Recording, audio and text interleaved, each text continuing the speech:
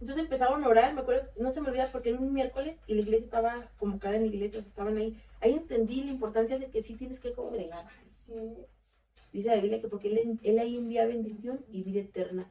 Un miércoles se habla del tumor de mi hijo, se avisa a la iglesia, estaba la iglesia ahí. Ahí se empieza a orar por mi niño, los discípulos empiezan a orar por mi niño y en la mañana se le hace la tomografía contrastada para ver cómo se iba a combatir. Y ya no había tumor. Ay, Dios mío. Ya no había tumor. Entonces tú puedes decir, bueno, es una mentira o se equivocó la doctora, tal vez, pero están los discos ahí, donde está el tumor y donde ya no está. Y aparte un doctor como que de un diagnóstico así No, de un tumor. quitó la neuróloga que No. no. Entonces, y mi esposo lo vio, pues, o sea, la doctora le enseñó en la computadora, mi esposo dijo, mira, aquí está el tumor, esto está aplastando la masa encefálica del niño, o sea, este es el tumor. Tenemos que quitar esto porque por eso el niño. Entonces, al día siguiente ya no había nada. El Señor ahí empezó a hacer el milagro, sí. Pero aún no había un diagnóstico. Entonces ahí fue cuando empecé. Yo creí un momento que el Señor se lo iba a llevar, fíjate. Y yo me acuerdo que le dije al Señor, Señor, te amo más a ti que a mí. Y por mi hijo me muero. Le digo, pero si tú piensas hacer algo, anestesia mi corazón, porque jamás quiero renegar de ti. Ayúdame a no renegar de ti jamás. Y recuerdo que le dije, te amo a ti más. Haz algo, haz lo que tú quieras hacer. Pero yo me recuerdo que cuando yo supe que estaba embarazada, le dije, Señor, gracias por este privilegio que me diste de ser mamá. Y me llegó a la mente los abortos y todo. Ahora le dije, Señor, si tú me quieres probar en perder un hijo, que sea de ahorita a los 3 meses de embarazo. Ajá. Ahí no te voy a decir nada, haz lo que tú quieras hacer y llévame a donde me quieras llevar. Pero si tú me permites a los 3 meses que mi hijo siga en mi vientre, me vas a permitir cuidarlo, guiarlo, verlo crecer. Yo me acuerdo de eso que hice con Dios, orando, se me olvidó y cuando estaba ahí me acordé. Cuando estaba ahí me acordé y le dije, Señor, pero yo te dije algo y yo creo en ti. Y yo te dije que si tú querías probarme como madre, tenía que ser antes de que mi hijo pasara los 3 meses de mi vientre. Y tú me lo dejaste. Y dije, me aferré a eso. Y yo recuerdo cuando mi hijo nació, mi esposo le leyó una palabra profética donde le dijo que sería de bendición para la gente, donde le dijo que será como un árbol plantado junto a... Y empecé, y me acuerdo que las mandé pedir de la casa. Me lo llevaron y lo pegué en el vidrio, en una pared del cuarto de vidrio que está ahí, y lo leía y decía, Señor, ahí está la palabra. Esa es la promesa. Esa es la promesa. Pero aún así, o sea, yo tengo fe en Cristo, pero aún así, sí, lo que yo pido no se cumple, mi confianza en el Señor está más arriba que mi fe. Sí. Y yo me acuerdo que le dije, Señor, pero si tú decides llevártelo, quiero que sepas que te amo más a ti que a mi hijo. Haz algo en mí que jamás reniegue de ti, haz algo en mí. Es el único favor que te pido, que mi corazón jamás sea parte de ti. Pero si tienes misericordia, a mí me encantaría que me lo hagas. Como arte de magia pareciera ser, al día siguiente, el niño dejó de ir menguando. Porque, ¿sabes qué? Que el niño ya no se movía, nada más movía el dedito y decía sí o sí no. Cuando hablaba parecía que estaba borracho o la lengua estaba muy pesada, no se le entendía. Ya dejó de moverse literal. Y y ya empecé a decirle, Señor, ya cuando vi, ya me llegó, pasa mi corazón, y empecé a decirle, Señor, ¿cómo se llama la enfermedad? Quiero saber qué enfermedad. Pasaba una doctora, pasaba otra. Llega una doctora y dice, parece ser que el niño tiene una bacteria en el cerebro. Dijo, no lo creo. Dijo, pero si tuviera una bacteria en el cerebro no podemos hacer nada. Dijo, Dios mío, la única que se puede combatir es el herpes.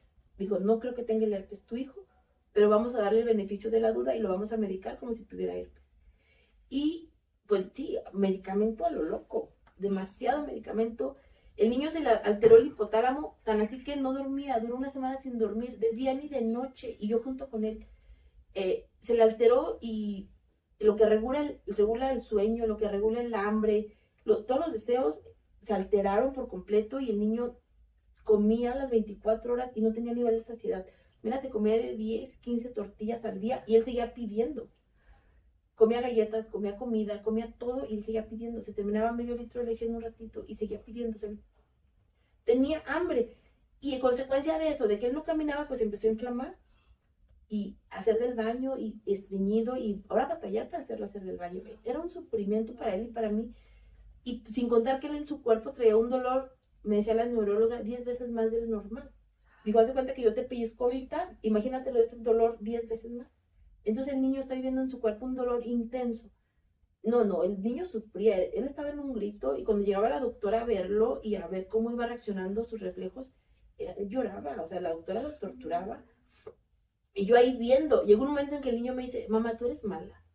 Ay, no. Y luego me acuerdo que Luz volteó y me vio y yo le dije a Luz así como que no digas nada. Porque si el niño ve que con eso me lastima, pues ahí se va a agarrar para yo no poder hacer lo que tengo que hacer. Yo como si no escuchara, lo metí a bañar y él lloraba. Lo que me pedían, yo hacía, agárrelo para canalizarlo, le canalizaron una mano, de la otra mano, le poncharon las manos, se ponen a los pies. Entonces todo eso el niño me pedían que yo lo agarrara.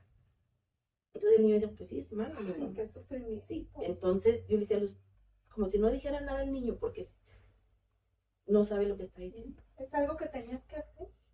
Es ilógico, es como, yo siento que es como, a veces hay gente que no entiende por qué Jehová mandó morir a su hijo por nosotros. Podría decir, es malo, ¿cómo se atrevió a que mataran a su hijo? Pero realmente todo lo haces por amor. Nos ama tanto el Señor que pese a su dolor, mandó a su hijo para salvarnos a nosotros. Y yo pese a mi dolor tenía que agarrarle esa mano para que lo picaran. Después de poncharle manos, pues yo me acuerdo que le dije a Abraham, ¿qué sigue? En el cuello. Y yo decía, Señor, no, ¿cómo voy a ver eso? La última vez, me acuerdo que sí me sacaron, la última vez me sacaron, ahí estaba la pastora. Y me sacaron de todo el área infantil y hasta escuchaban los gritos de mi hijo bajando las escaleras. Ya era un dolor intenso. Y ya, pues así pasó. Me acuerdo que a los 4 o 5 días de tener que dormir sentada en una silla, me caía de la silla. Ya no podía, hasta que una enfermera se dijo, ¿sabe qué? Si duermes en un colchón. O sea, ya de ver que me caía y que escuchaban el golpe y venían a ver, era yo, ya no aguantaba. Entonces, a los 7 días me llevaron un colchoncito, primero una cobija, y después, como veían que no me separaba de mi hijo para nada, no me quitaba los zapatos, ni para ir al baño, ni para comer, para nada me podía separar. Y ya me llevaron después en un colchoncito, ya después era mi casa. ¿Cuánto tiempo duraste ahí, Ana? Y fue poco, fueron 20 días. No, pero fueron intensos. Yo aún inocentemente creía que cuando saliera del hospital iba a salir con mi niño. Vámonos, hijo, ya pasó. ¿Y total qué diagnóstico te dieron? Fíjate que después de orarle al Señor, que ya dije, quiero conocer el gigante, o sea, ¿contra quién nos estamos enfrentando? Salió con el diagnóstico de encefalitis. Diseminada, aguda, difusa. O sea, es un trabalengua, ¿verdad? Se le inflamó el cerebro, así en términos mortales, se le inflamó el cerebro. Y al inflamarse el cerebro hubo desmielinización. Es decir, por ejemplo, los cablecitos que llevan corriente están envueltos en un plastiquito para que tú no toques la corriente, para proteger esos cablecitos. El niño, en las neuronas se inflamó y al inflamarse esos cablecitos que protegen, se destruyeron y quedaron las neuronas expuestas. Eso fue lo que pasó con él. Entonces, hasta hace unos años se decía que no podía volverse a poner esa mielinización en la neurona. Entonces dicen que ya se puede, es más lento. Entonces ese proceso pasó, se le inflamó, tenía vasculitis, o sea, puntitos de sangre en su cuerpo, en todo. Entonces perdió movilidad, se atrofió todo su cuerpo.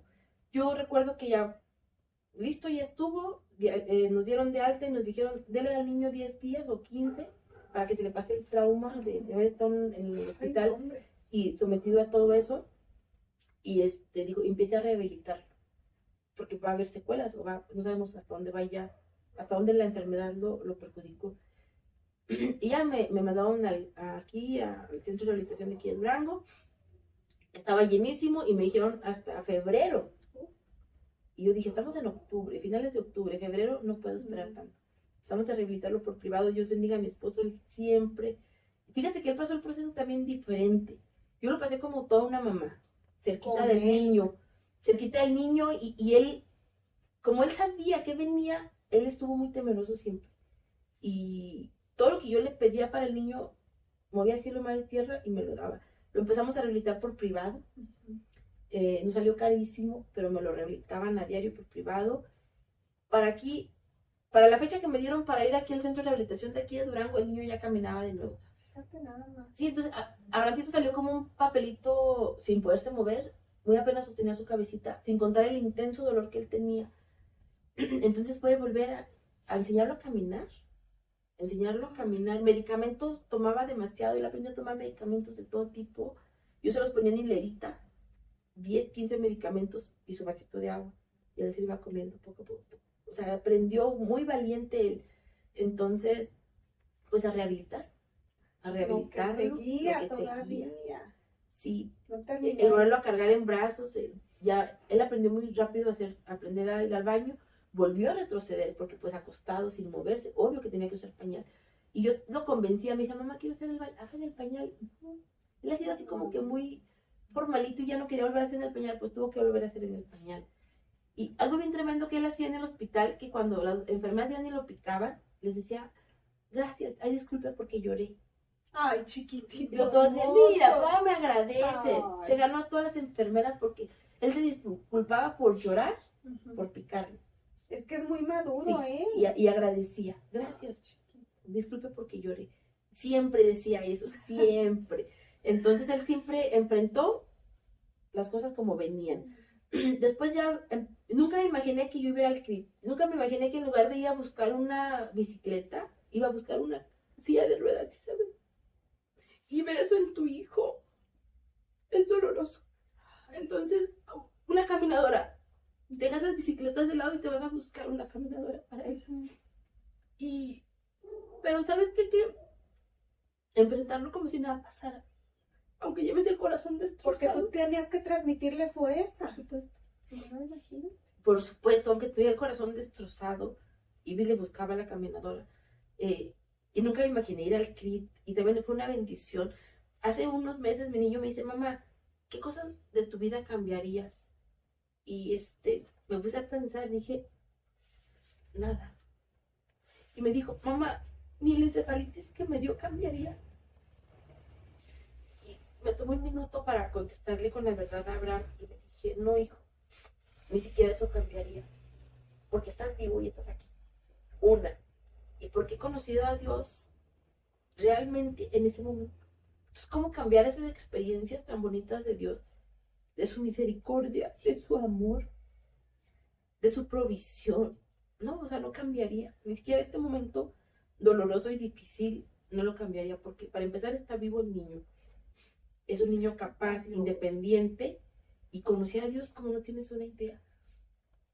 Me di cuenta que solamente Dios y yo.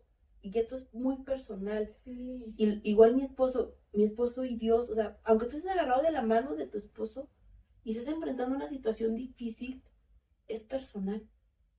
Porque tú la estás viviendo de una manera y te está doliendo a ti de una manera. Y él la está viviendo de otra manera y le está sufriendo de otra manera.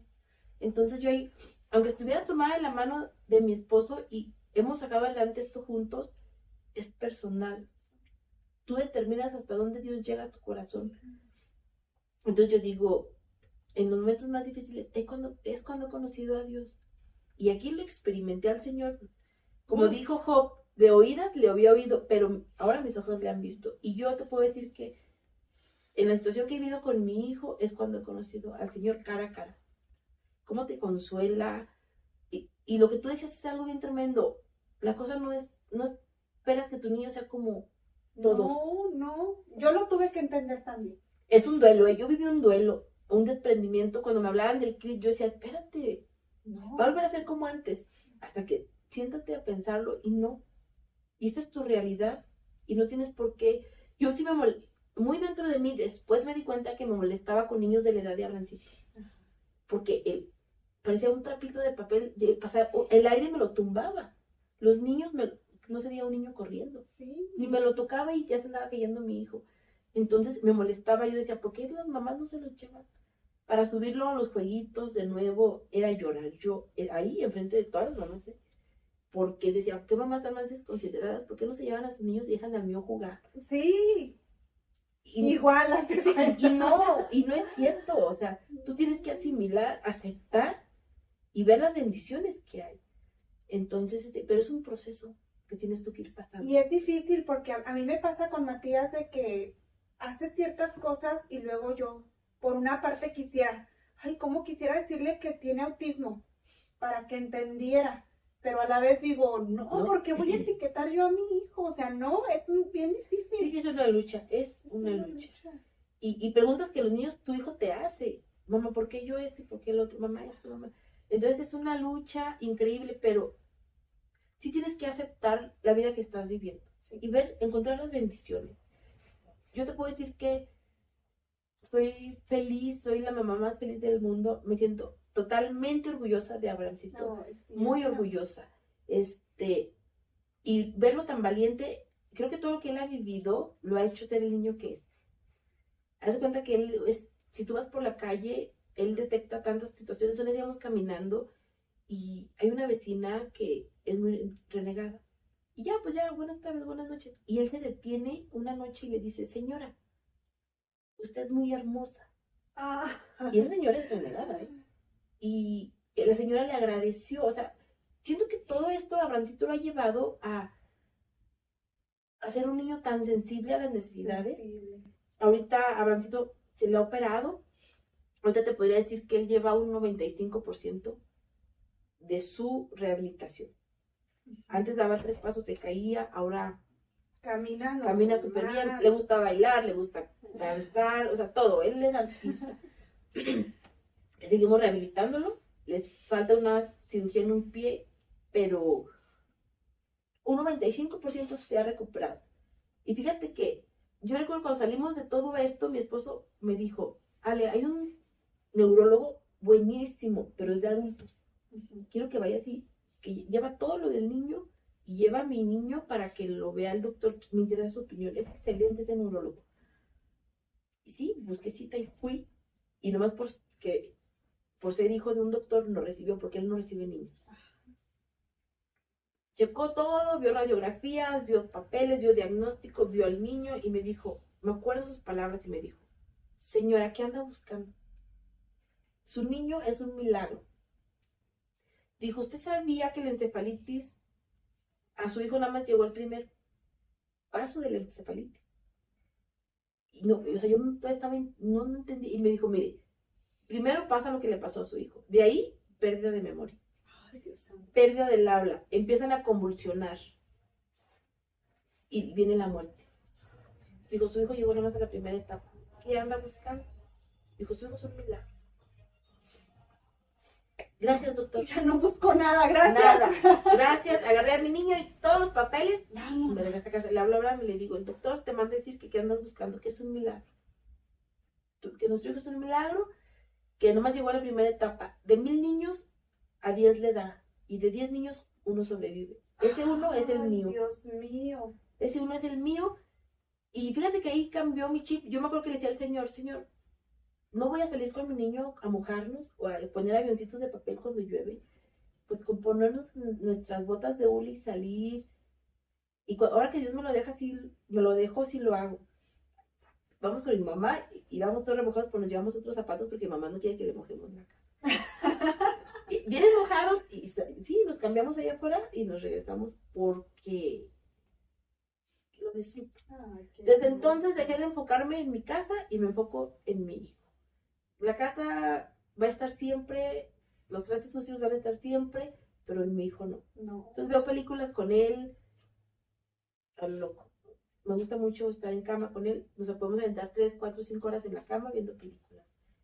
Porque pues aprendí. Y yo me acuerdo que decía, ¿cómo quisiera que saltara? ¿Cómo quisiera que hiciera sus travesuras? Creo que cuando Dios te da esta segunda oportunidad de valorar a tus hijos, lo aprovechas. Y aún así te quedas corta. Creo que falta. Entonces, pues ha sido un proceso de reajuste y de asimilar y decir, por algo están pasando las cosas. Por algo están pasando las cosas.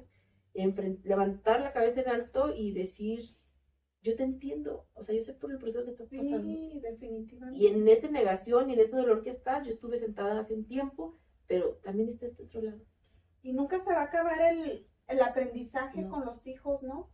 Nunca. Nunca se va a acabar. Yo con Matías aprendo cada día tanta cosa, de veras. Me hace entender, me hace darme cuenta de cosas tan simples que él las hace ver diferentes. Sí, fíjate, y también yo aprendí algo. Sí, hay muchas personas batallando con sus hijos con una discapacidad. Sí. Al final el niño quedó como atrofia, una atrofia muscular en el lado derecho. Ujú. Pero todo el mundo trae, la mayoría tiene problemas de este tipo de discapacidad. Yo siempre dije, ¿por qué a mí no?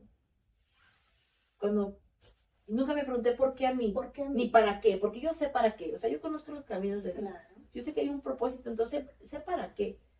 Y tampoco por qué a mí, porque ¿por qué no? Pues ni que fuera la Coca-Cola del desierto. ¿Quién me creo para que no me pase nada? Por supuesto, hay tantas, yo veía en la iglesia ciertas mujeres que con sus niños con discapacidades, Ay, sí, y yo me venían a la mente y decía, exacto, ¿qué hay de diferente mí de ellas? Nada, tenía que pasar. Dice la Biblia, en el mundo tendrás aflicción, pero confía. pero confía. Entonces yo eso, esta es mi aflicción, este es mi dolor momentáneo. Cuando aprendes a superarlo y avanzar, se convierte en felicidad. Y ya lo ves diferente, ¿no? Sí, por supuesto, sí, es una bendición, es una bendición.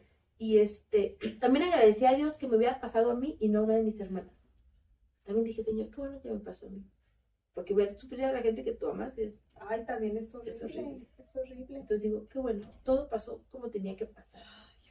Todo pasó como tenía que pasar, el Señor nos ha bendecido. Conocí gente extraordinaria en Torreón, fuimos 2 años, semana tras semana, no me iba los martes y me regresaba los viernes por 2 años al CRIT de Gómez. De Gómez. Y me hospedaba en Torreón. Dios bendiga a mi esposo, se ha dado a nosotros. Abraham, esto, amor, esto, ayúdame con esto. Y Él se ha dado a nosotros.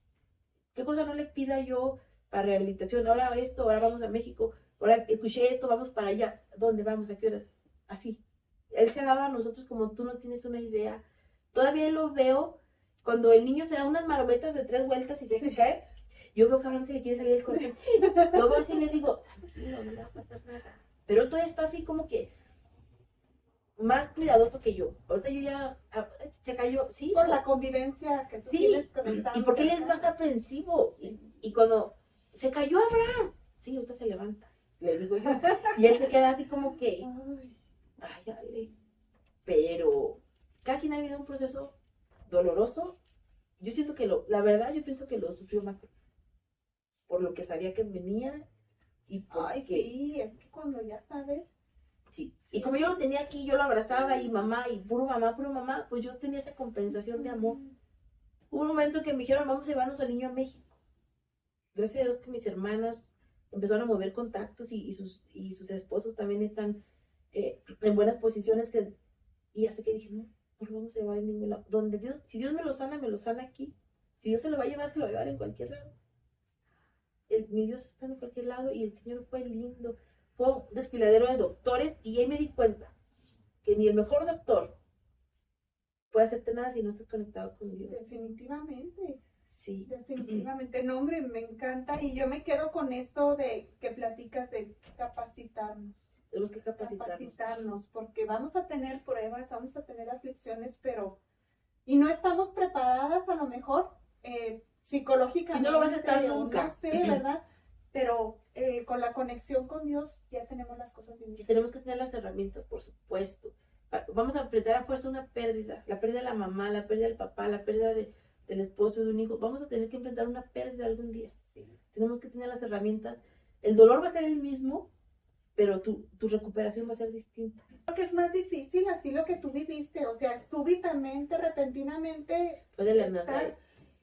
Y lo mío pues es diferente porque, bueno, sí, fue súbito de saber que mi hijo tenía autismo, pero ha sido un proceso que continúa todavía hasta ahorita, ¿verdad?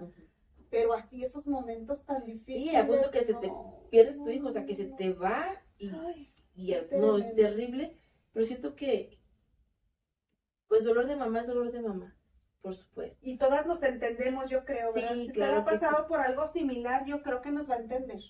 Sí, y no estar esperando, yo decía, va a pasar todo esto, no pasa nada, va a pasar, y no va a pasar, o sea, vas a vivir con eso. Vas a vivir que vas a la frutería y los niños, mamá, ¿por qué ese niño camina así? Ay, Dios santo. Y tu niño voltea y te ve, y tú volteas a ver a los niños con ganas de...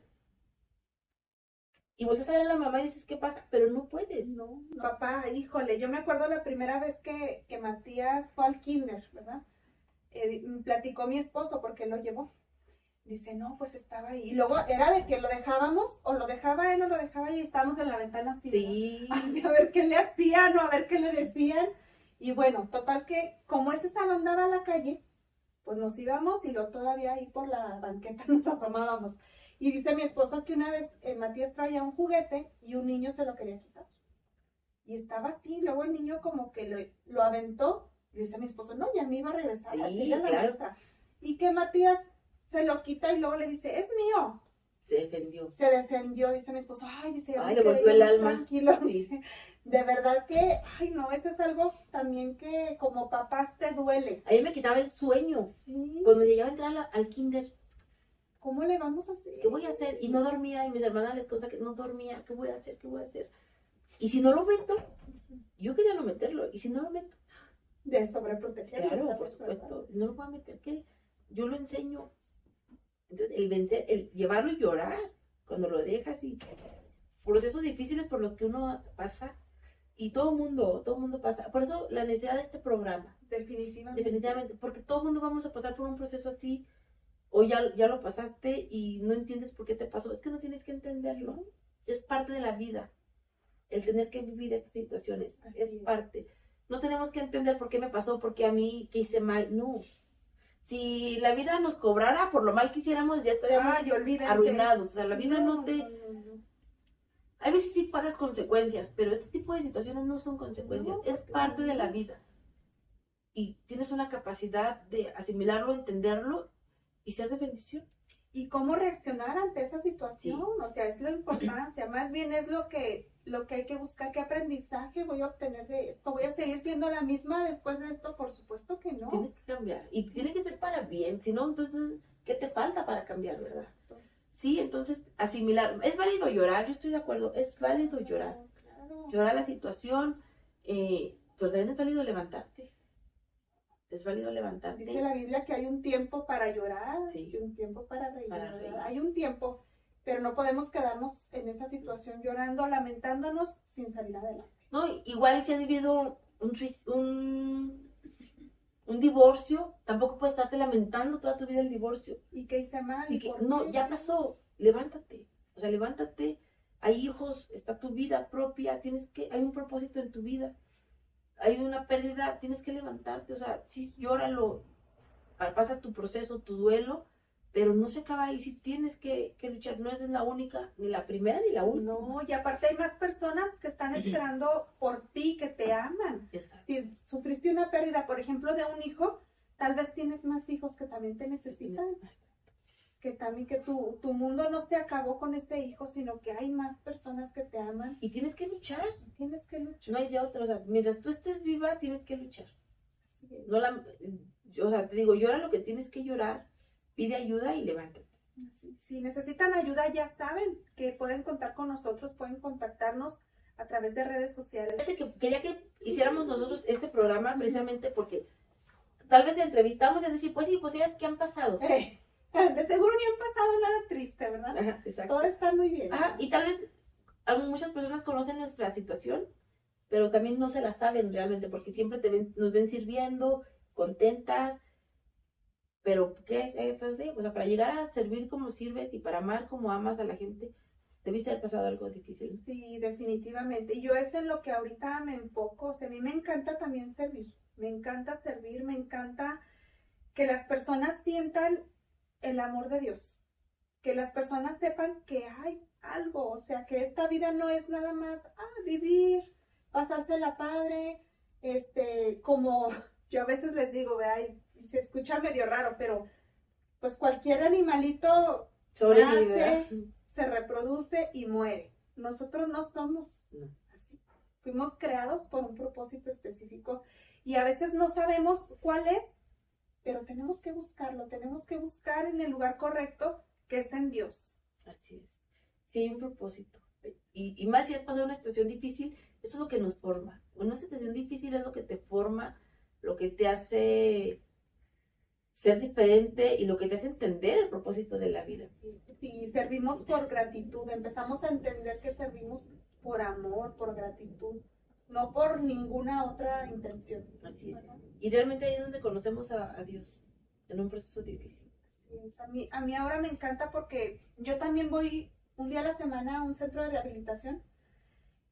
Como que el Señor ha puesto en mí esas personas, el amor por esas personas que están viviendo una situación difícil de adicción. Y el ir a un centro de rehabilitación de mujeres, de verdad que te impacta ver cómo hay personas de todas las edades ahí, desde muy jovencitas hasta señoras. Y dices tú, ¿qué pasa? O sea, hay una necesidad tan grande de Dios, hay una necesidad tan grande de sentirse amadas, de sentir que importan en esta vida. Han pasado circunstancias, pues de todas, me imagino, pero me encanta ver cómo cuando reciben la palabra de Dios, ellas se les ve esa hambre que tienen de Dios. Y yo por eso lo hago, o sea, por gratitud, por decirle a las personas que hay una respuesta, que hay una solución y que se llama Jesucristo. No hay otra. Definitivamente. Y muchos lo podrían ver como un cambio de religión, Ujú. pero pues el Señor no es tan poco como para encajonarlo en una religión, ¿no? El Señor es el Rey, el dueño de todo y nuestro Padre. También otra cosa que ayuda para servir es, te hace quitar el foco de ti, pobre de mí, lo que estoy viviendo, Ay, sí, mi problema, mi problema, yo tan buena, mi esposo tan bueno y siempre hacemos el bien, no hemos matado a nadie, porque estamos viviendo esto.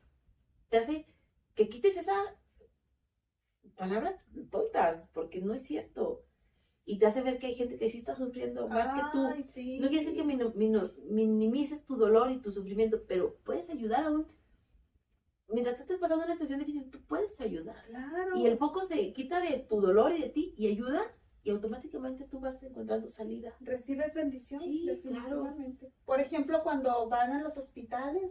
Pues pueden, vamos a los... Oh, sí, y ves, hay gente que mi hijo está enfermo y yo lo único que digo es, tenga fe, confía en Dios porque el mío también estuvo enfermo. ¿Un día te ves tú lejos de Dios? No, nunca. Imagínate. No, nunca. De eso veníamos platicando ahorita, Viri y yo. Yo no me veo retrocediendo a mi vida pasada, jamás. O sea, jamás. Yo una vez que conocí de Cristo, ya me enamoré de Él y ya no me quiero salir de Él. Pues sale, yo creo que ha estado muy bonito pues sí, esta reunión, este cafecito que nos tomamos, todo. Y pues yo le quiero dar gracias a todo nuestro público que nos sigue. Y pues les invitamos a seguir viendo nuestro programa, ¿verdad? Así es. Ahora que vamos a tener nuevas cosas nuevas. Ay, ya empiezan a llegar las cosas nuevas. Les esperamos, no se pierdan ningún programa. Les invitamos a que avancen, independientemente de la situación que estén viviendo, avancen. En verdad que sí hay la luz después del túnel, sí la hay, sí está la alegría después de la situación. Sí pasa, todo pasa. Pero no sabemos cuánto dura ese proceso, pero todo va a pasar. Y hay un aprendizaje hermoso en el que hay en cada proceso. Así es, Ale. Bueno, pues muchísimas gracias a todos ustedes y pues les invitamos a que nos sigan, a que compartan este video. Estamos a sus órdenes.